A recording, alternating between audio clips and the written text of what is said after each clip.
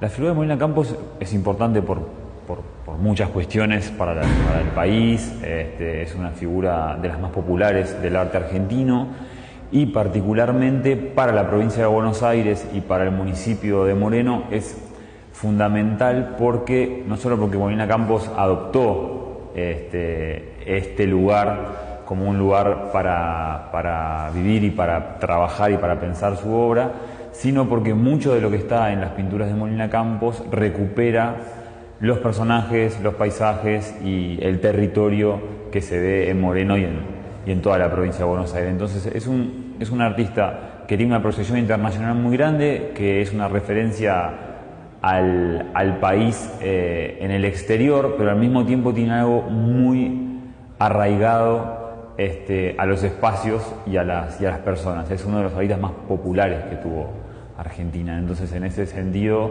su importancia y su perdurabilidad en el tiempo es innegable. La popularidad tiene que ver justamente con esto, con la cercanía al paisaje, digamos. ¿Por qué se populariza la obra de Molina Campos? ¿Por qué se apropia?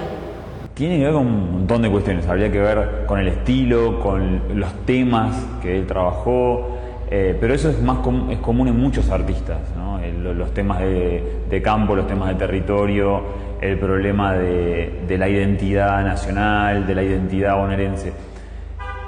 Y también tiene centralmente que ver con los almanaques, ¿no? con el tema de la distribución y la reproducción de las obras de Molina Campos en medios no tan habituales de las artes entre los años 30 y los años 50. Entonces, esa masividad, esa popularidad que tuvo su pintura, sus ilustraciones, su obra, tiene que ver no solo con los temas, con el estilo tan particular que tenía de construir las imágenes Molina Campos, sino también con la forma de distribución, que así como lo hizo muy popular, todo el mundo tenía un almanaque en la casa de la abuela, en la escuela, en el almacén, también lo convirtió en una figura problemática y polémica para las bellas artes, porque eran medios no habituales para un pintor académico. Entonces, esa popularidad tan interesante, esa masividad tan interesante que lo llevó a Estados Unidos,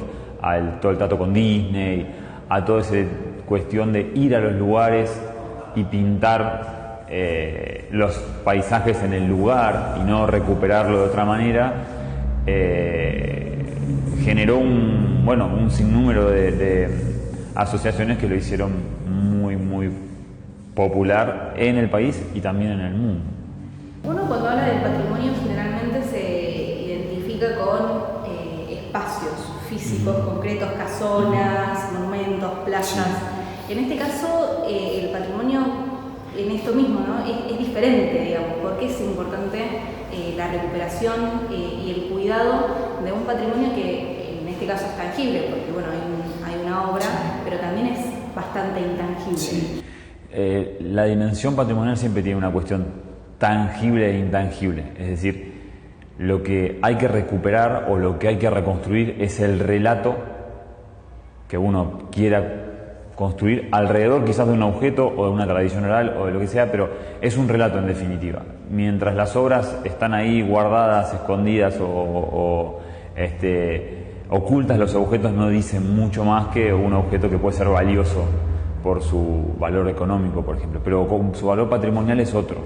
Entonces, el caso de Molina Campos es interesante porque lo que habilita, lo que hace actual su pintura y su trabajo tiene que ver con para quién se lo está apropiando, es decir, de quién es ese relato. Si es un relato para el exterior, si es un relato para el pueblo argentino, si es un relato para Moreno, para los bonaerenses, o si es todo eso junto.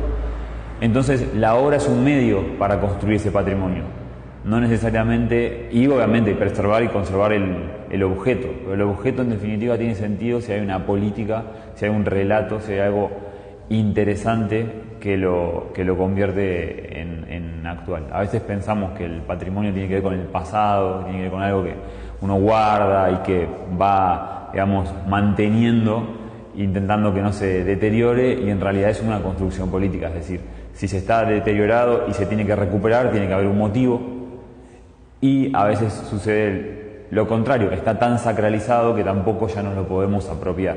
Entonces en el caso de Molina Campos se dan las dos cosas, es un personaje muy popular, con un gran relato, pero al mismo tiempo es un personaje que no tiene un lugar en la cultura visual argentina, en la cultura visual bonaerense, y eso es lo que hay que construir y transformar para convertirlo en un patrimonio que está ya en el imaginario, no solamente en los objetos.